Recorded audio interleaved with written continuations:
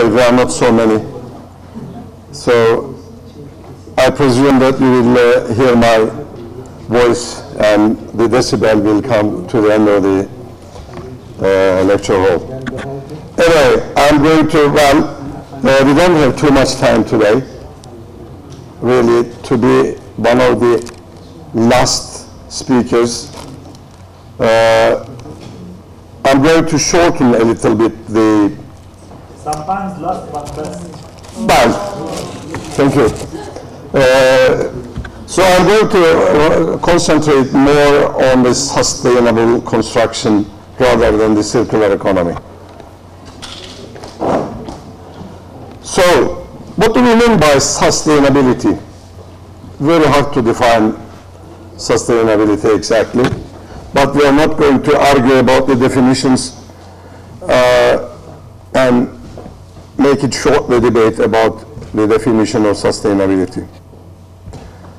The concern of sustainability of the world we pass on to the future generations continues to grow. And while I was driving from the airport to Lefkoşa, I have noticed something that is really becoming worse and worse every time I visit Cyprus. The quarries on the Beşparmak Mountains.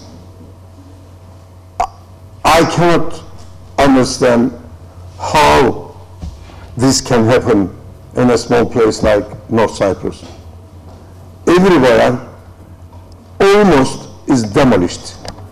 There is no any mountain seen from Lefkoşa towards Girne.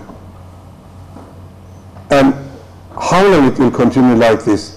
Probably the quarry people, they are going to dig a tunnel between Lefkoşa and Girne without any government allocation and fund to this project. Very, very sad, to be honest. And this is sustainability. If you want me to give an example, I have many. Superstitious from literature, examples that I have seen in the UK, calculated the cost and cost to the community and other things. But the place where I was born, and I lived in this country 20 years, really, it made me very sad to see this scenery.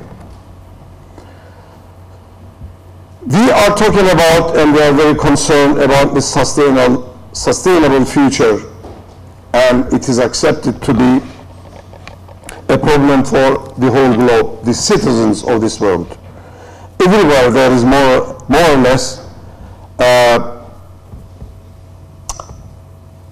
scarcity in the resources to pass over to the next generations. And we are not thinking tomorrow. We spend, we use, we throw, and that's it. What will happen to your grandchild? Nobody is caring about that. The key concern represents the three legs of the sustainable stool is the environmental, social, and economic. The social, people, they don't care too much. What you feel, how you see, what you see, and in which environment you live in. It is the main target is to win, gain money out of the nature that will not happen to be tomorrow.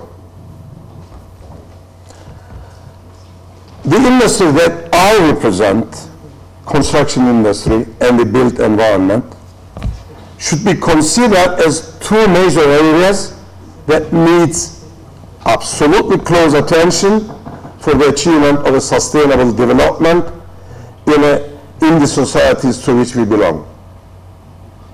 You cannot say that I am living in a country that I wasn't born. You live there.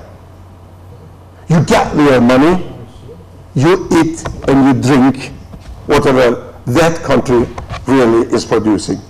So for us, it is not a geographical boundary that makes us to talk about sustainability. It is about to be human beings everywhere in the geographies. It is widely accepted that the construction industry is one of the most resource-intensive industries. At the same time, this need for resources puts the industry in the vanguard of environmentally damaging industries in the world. Construction annually accounts for 40% of the total amount of raw materials needed in the global economy. And this is, we are talking about extracting new aggregates. The construction industry has been identified as the focus of attention since creating and running the built environment accounts for about half of all energy used and approximately half of landfill. In the EU, where we are struggling to be a member of, is the largest industrial sector, producing approximately 11% to the Union's GNP, gross national product, and having more than 25 million people directly or indirectly engaged. Whereas in the UK, where I know quite well, the Department of the Environment, Transport and Regions states that UK construction sites and demolition produce 72 million tons of waste each year, which represents 17% of the UK's total waste burden. Commercial waste from construction adds up to 30 million tons, a further 7% of the UK total. Poor design and poor site management leads to 10 million tons of non-used materials each year that are delivered to vacant sites. We are talking about huge amount of economy just for wasting the resources. The construction industry produces annually 3 times the waste produced by all UK households combined. Well, how this sustainability concept really came to be, it goes back to 1983 to Norway's Prime Minister Dr. Gro Harlem Brundtland and her report in the UN, Our Common Future. It is this report that attracted the world's attention to the urgency of making progress toward economic development that is sustainable without depleting natural resources or harming the environment. And the same report says about the sustainable development that meets the needs of the present without compromising the ability of future generations to meet their own needs. So be very, very careful. Okay, sustainable goals. Very simply, no poverty, 0 hunger, good health and well-being, quality education, gender equality, clean water and sanitation, etc. And the list is made of 17 points. About number 5, that my heart really burned too much when I was in the industry. Gender equality. Ladies and gentlemen, I have been quite long in designing and constructing infrastructure projects in Europe and in Turkey. When I came and took over one of the biggest projects in Turkey in 1990s, the first thing I asked to my prior, let me say, the gentleman that was managing the project before me, he was an Italian, so I asked him, without knowing about the project, how many women is working in this site? Well, he said that we have 2 ladies serving chai, serving tea, with coffee makers. And we have 1 lady, I don't know what she was doing, and I asked him, how many lady engineers or staff in project management that is going to work with me? She said that no one. Or he said that no one. Well, when I left the company after 8 years, I had 19 lady engineers and 3 in the tunnel construction, all 22. So, number 5, I have done my job. How much men? It was about 50 engineers. Because we are speaking about equality. 50 engineers, 22 of them they were ladies. From 0 in 8 years, 22. Let me say around 75–80%. I mean, compared to my target, I was imagining that probably they were going to be around 30, but I couldn't manage. 22 was a really good number at that time.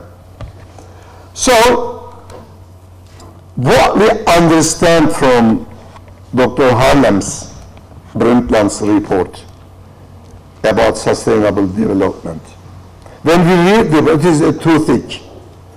And when we summarize it, we see that the political system is quite important. Because she wanted, as a Norwegian lady, that everybody, every citizen, effectively should participate in decision making. Well, in our countries, probably somebody decides, we follow. An economic system that is able to generate surpluses and technical knowledge on a self-reliant and sustained basis. Ladies and gentlemen, Norwegians or Norwegian government system is such that they design themselves. They use their own materials, and their contractors construct only Norwegians. They don't need people from abroad. They don't bring materials also from abroad. They produce everything.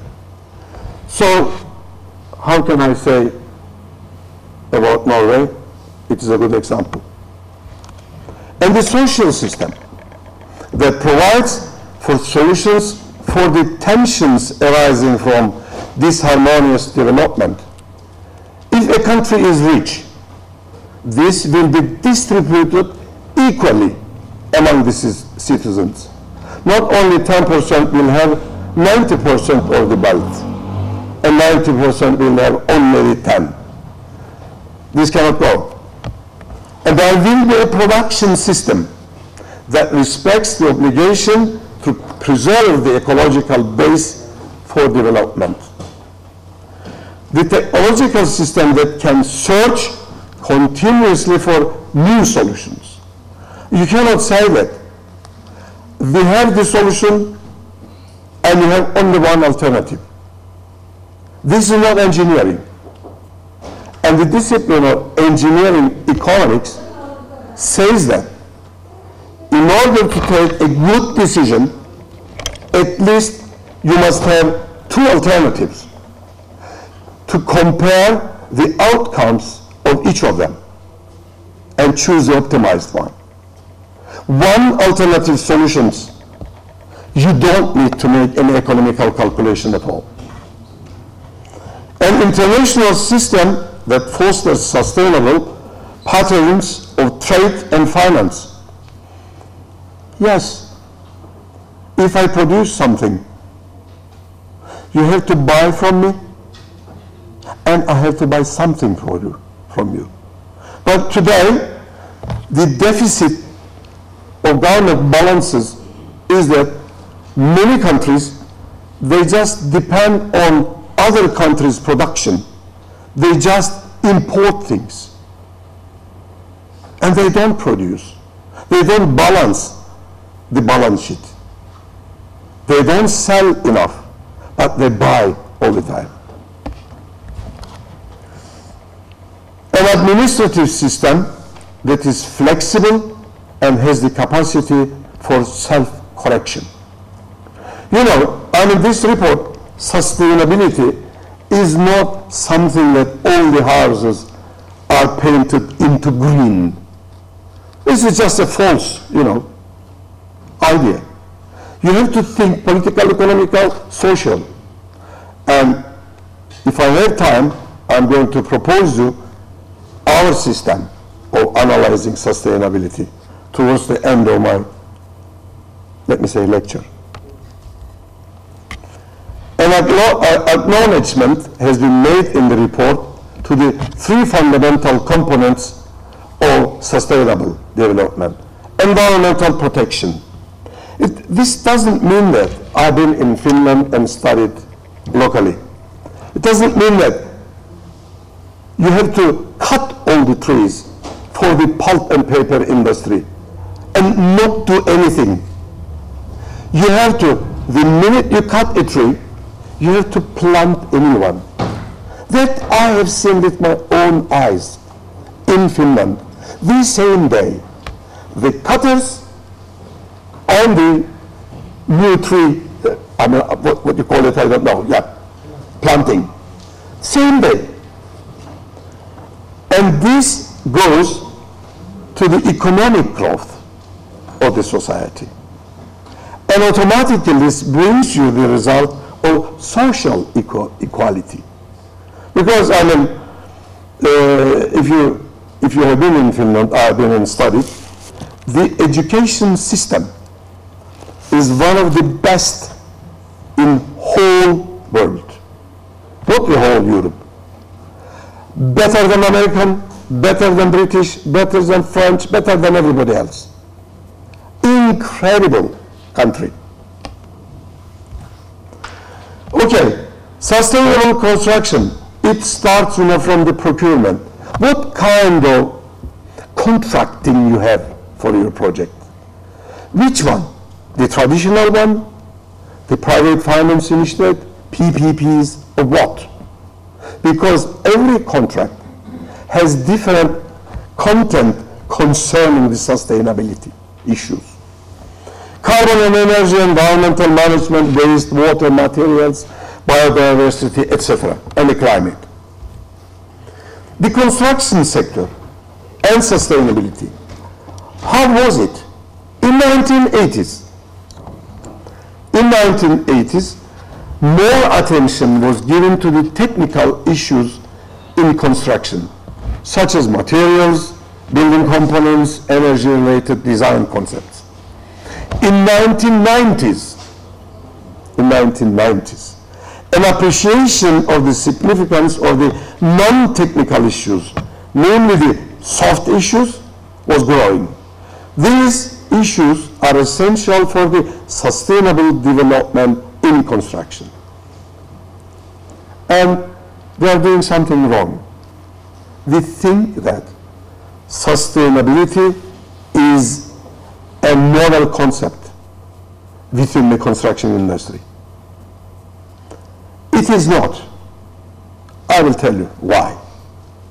It needs a settled definition and a settled body of existing practice and processes. I don't know. I know a little bit. Some movements are in Turkey. Northern Cyprus, I have no idea, no clue at all. But in the UK, I know quite well, and I know Norway very well. It is an existing practice, body of knowledge and processes. It is there. It is governing and telling their ideas to the parliament. You are doing wrong. Dear Prime Minister, you are on a wrong track. And the Prime Minister is listening.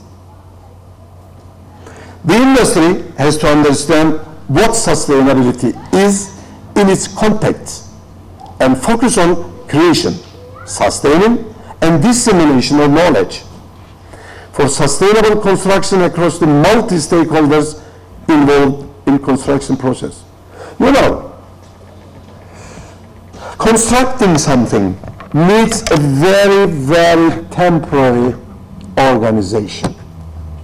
5 years, 10 years, and then dissolved. Everybody goes back somewhere. Probably will never meet them again anywhere. So, in my books, I have already written 3 books. Unfortunately, they are not in English. In Turkish, but they are very thick, 800 pages. Construction management, for example. There I found a definition for the construction site organizations as, please note this, loosely knitted coalitions. Very, very touching, very interesting. I liked it. You know, afterwards. I said that how this came to my mind. Loosely knitted coalitions. You know, coalition governments, they can just fall any time. And when it is very loosely knitted, it is dangerous. Anytime you will have problems at your site. And the stakeholders, very many, subcontractors, and everybody is there. Do they understand sustainable construction and sustainability properly? No. No. Does your CEO understand sustainability properly? No. All it depends to the project manager. Because you are there, you dig, you fill, you create embankments, you construct, you demolish, you cut the trees, you do everything. But you see, there is a need for more responsible approach to environment. And in Turkey, what I see really makes me not so happy. The construction mentality in Turkey is like this. You're constructing a road, and you go through a forest area.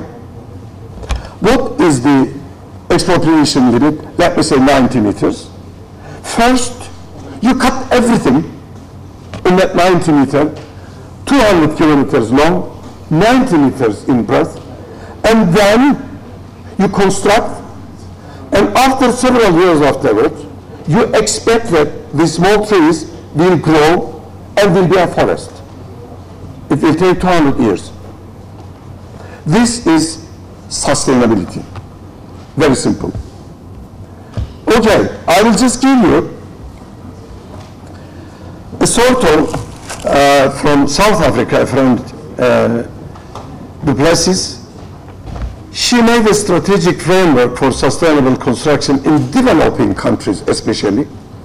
And it will be, you know, in the presentation, so please study these things yourself. And construction management in economics, again the same lady, you will see a different version of the first one. And here is, the flow includes one very interesting word, value creation. Everything you do will create value. Construction sites are there to produce value. They use the famous 5 M's, materials, manpower, money, etc., you know, 5 of them, and management at the end, in order to create more value of the inputs, and it will be a tunnel, for example, or it will be a huge viaduct, a bridge. What is the value of that bridge? For $500 million. But how much did you put inside? Direct, indirect, cost, variable costs. 100 million, 150 million. And the value will last about 100 years. So you have to see things in this manner. And a good friend in the US, Charles Killert. He has done quite a good job in sustainability, actually. I met him several times in conferences. He summarized the aims of sustainable construction practice in the following principles: minimization of resource consumption, maximization of resource use, use of renewable resources, protection of the natural environment, creation of a healthy and non-toxic environment, and pursuit of quality in creating the built environment. Don't leave the deep holes themselves that the wind will repair by transporting some materials. Do it something that somebody will use it after you use it. We have done this. In FIDIC norms, there are clauses that says that wherever you extract your material, you have to put the quarry nearly to its original shape. So, all my credits to FIDIC norms. And you know, the center of FIDIC is in Switzerland. Then, you know these things, the economical pillar, the social pillar, environmental, etc. So I will just, and probably most of you also knows the UNCIT 1992 Agenda 21. These are all in sustainability conferences under United Nations direction, and these are quite interesting things. And Habitat also has been in Istanbul about cities and housing conference. All, follows this Agenda 21.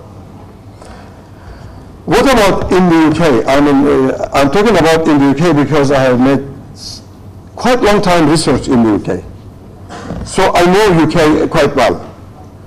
And there are legislation in the UK related to sustainability in construction sector and built environment. Some important legal arrangements, these are.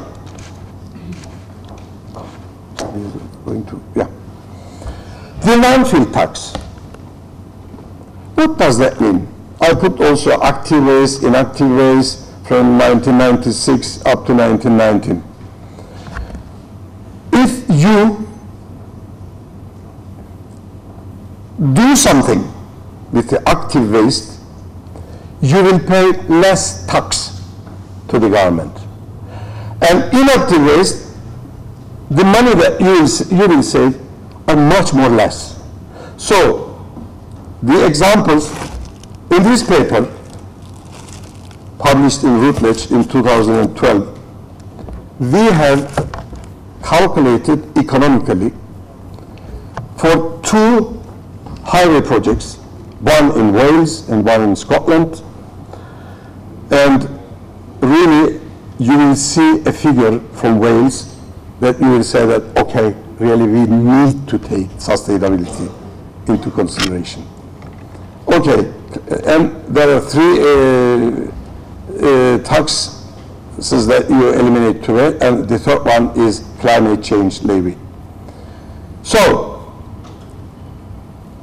what I say, use recycled aggregates. Why I say this? Now I will prove it. I will prove it. Sustainability in road project examples in the UK. We say things without giving proper examples. In life examples. Done examples. Case 1. Highway A92, it is there. You can go into the Google Maps and find it. Between Dundee and Arbroath. What is down there? I've been there. I'm following this project about 15 years now. A key sustainability requirement of the A92 construction was the large quantities of material needed to form the road embankment. Redundant land in the form of disused airfield in the Second World War, it was used by the Harriers, provided a sustainable solution for sourcing the necessary material, which was recycled and used to form an improvement layer for the road. The unsuitable material from road excavation was used to fill the hole left in the airfield. The fill material was then covered with topsoil, creating a new field that could be farmed. What can I say more than that? Okay, case 2, and we are approaching to the end. We are approaching to the end. We can talk hours and hours. But I mean, unfortunately, time allocated in these occasions is very limited. You have to put only 10 slides, and then sit down and everybody is happy. You know, I'm lecturing abroad about, I don't know how many times, 15, 20 times.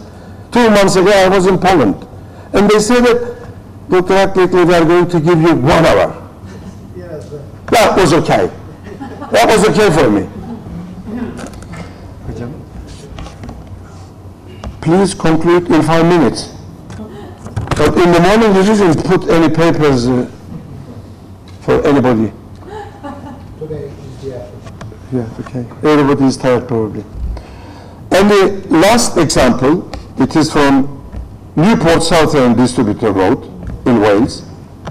This project won the Green Apple Award for Sustainable Construction in the UK and was crowned as national champion for environmental best practice in the building and construction sector. I mean, like a poem, that road. It is, everything is so superb. During pre-commencement, the project partners jointly searched the maximum possible utilization of the project excavated material, usability, locally available secondary aggregates from sustainable sources such as byproducts of the heavy industry historically located in the area was also explored.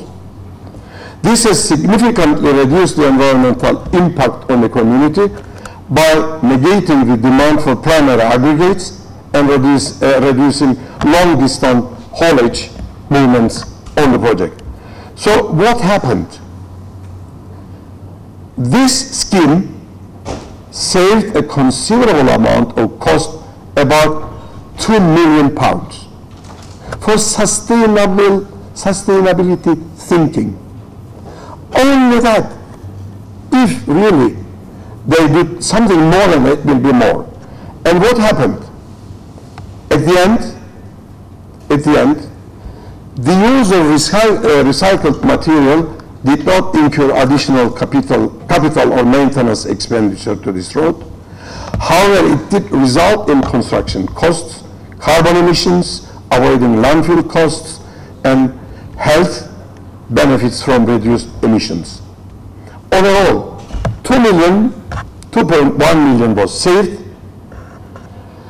which amount to 3.82 of savings of the total project cost, meaning £220,000 per kilometer road constructed.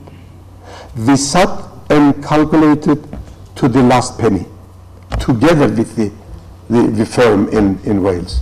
Result, improved value for money for the local authorities and significantly improved sustainable construction. There are a lot to say, but I will jump and jump and jump without talking about circular economy. A lot of things to tell, but I've got only 5 minutes to conclude. You see, I mean, there are a lot of things. Are you satisfied now? Thank you very much. Very welcome. You need 1 hour extra.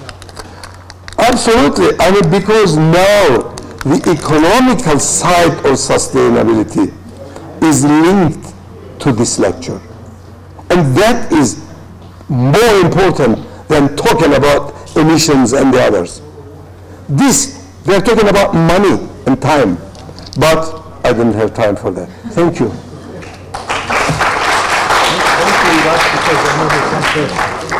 Oh, yes. Any questions? Another question over there. Only 2 questions. Who comes first? Go ahead. Okay. Your name? What is your name? Who are you? About the feminism, the gender equality, decision making. Can you come by? Because very difficult to hear you. You can take back this. Okay, I'm asking about the feminism, the gender equality. Yes. In decision making. Do we as male do this on purpose, or it just come like this? It doesn't come, nothing comes just like that. It is a man-dominated, we are talking about construction. Yes. Construction is a male-dominated industry, has been like this since the beginning of constructing something. Male, are sweating, they're strong, they feel like this, they have muscles, and I don't know, in Turkey, in Turkey it is still law that the family head is the man. Well, it is unfortunately. And all these things, males everywhere, males in the parliament, women in the kitchen, they're pregnant, they're delivering babies, cooking and, assisting their lovers and husbands, all the time. That is a typical non-European thinking governing our geographies. I wanted to, since I raised up in many years in Norway, I wanted to change this. I wanted to see females also in my construction site. And at least I managed 40% something. I'm so happy for that. Okay, so it's a community problem. It is a social and community problem. Okay, so don't you think that the woman has to profile efficiency? Why don't you speak on the microphone Yeah, please, Where is this microphone? over there? Yeah. But Hocam bir iki bir şey de patlat da bunlar anlamazlar bu başkadan. Ben biraz ağır konuşabilirim. Ağır konuşurum. Yani. Okay. but Don't you think that the woman should provide efficiency, to us? She can keep going inside and do this construction things. So she has to prove herself to let us, as male, to let her or make her make a decision. Well, what type of, he is asking what type of job profile do we have in the construction? well, in the job profile, I mean, Yes. there are a lot of things in the organization, especially when they are talking about, we have to talk about 2 things. To work in the office, to work at the production site. I mean, I was managing a production site. When I came there was no woman at all, only 2 tea ladies. And then I said that I am going to change the whole thing. Women will be together with me, producing and constructing. I needed engineers, and I said that women will be prioritized in the announcement. And they started to, when I say that it is far away, it is high up in the mountains, what are we going to do? I said that I am going to create a new facility for lady engineers. Everything, social units and everything. And there will be a big hall where the male and female engineers can meet and exchange ideas about the project. At the beginning, it wasn't so very easy in 1994 in Turkey to start such kind of scheme. But my insistence made it possible, yes. 1994, yes. 94. 1994, I took this decision. What he said is making sense in some way. Yes, of course, and it, you know, Ask the question and For example, you the get linguistic, you have to finish. the language, in the past, male language, disappeared. And it became more soft way of addressing to each other. No cursing, no banning, no these things. Yeah, and then it stopped. Nothing like this. because in the You past, got your answer, I think. Yeah, this I think, I really wish that see more women like do like more and more, yeah. Women like raise this out, right? well, I mean, it is, we are on our right track, I suppose, yes. Thank Thank you you. so much. Thank you. There was another question, probably, Go ahead. yeah? Somebody raised the, or, Slowly, Eze. very slow. I just want You are Eze, right? yes, Okay. I just want to ask a brief question on almost same issue he raised, encouraging women as well to be part of the system. I work in an environment where we have a ratio of 80 to 10, 80 male and 10 females. And also the female, the 8 men and 10. 10 female. What about the other 10? Sorry. That's So the 10% is completely lost in your calculation. it's 90. We are Or 90 to 10, okay. 80 to 10. We are 90 in number, 80 male and 10 female. Oh, okay. The number was not 100. Not 100, not a percent. Oh, okay. So we find ourselves in a situation where all the male are doing the job because we have to have female in the job as well. So we encourage them somehow by giving them incentives and raise so as to be part of the company. And at the in some way, the women or the female are slacking off, and they are still encouraging them. I think, to me, it feels like somehow by trying to force women to be part of this system, we are encouraging somehow mediocrity because they are unwilling, and you are trying to. Just one second. Well, no. You're not allowed to make another presentation. The question. It's a question. Yes. What is the question? I mean, don't you think He tried to contribute. we are encouraging? I'm asking him, don't you think when you try to bring female into the system against their will? I am surprised, you see. Would you allow me? Please, Okay. please. So this is a conference on environment. And the honorable speaker has mentioned about sustainability Yes. in the construction field. And he mentioned a number of things. Yes, number of factors, yeah. Economic and environment and this and that. Do you think that this gender equality is the only topic that should attract attention? No. Okay. Thank you very much. Thank you. That was, I have one question. Yes, please. If you permit me. These talks or these international conferences always stress the importance of environment. yeah. Yeah, but I think that this is only the word. Yeah. That, And working environment, it's not only the nature we are talking about. it is only- Working I environment. mean, nobody cares about the environmental effect in general. Yes. So what is the remedy? Because we're talking about the environmental concerns here. But, you know, I mean, Industry. we are For talking, instance, you can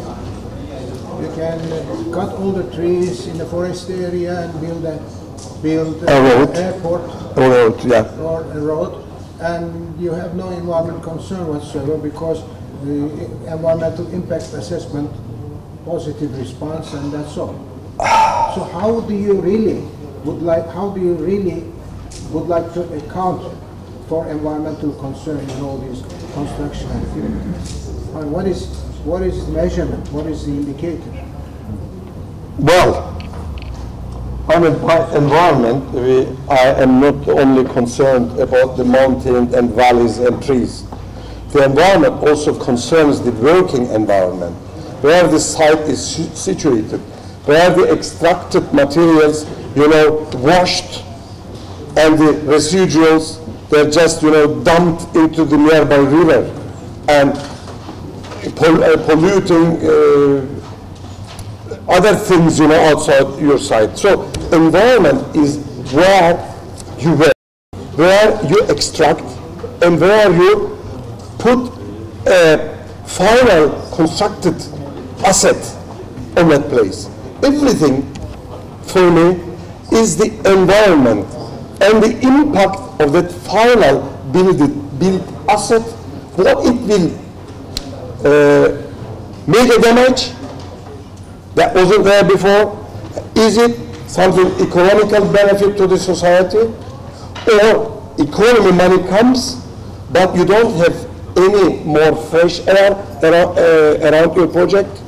I mean, everything, it is not just one dimension, many dimensions in it. Thank you very much. Emissions, pollutions, economy, social well-being, health.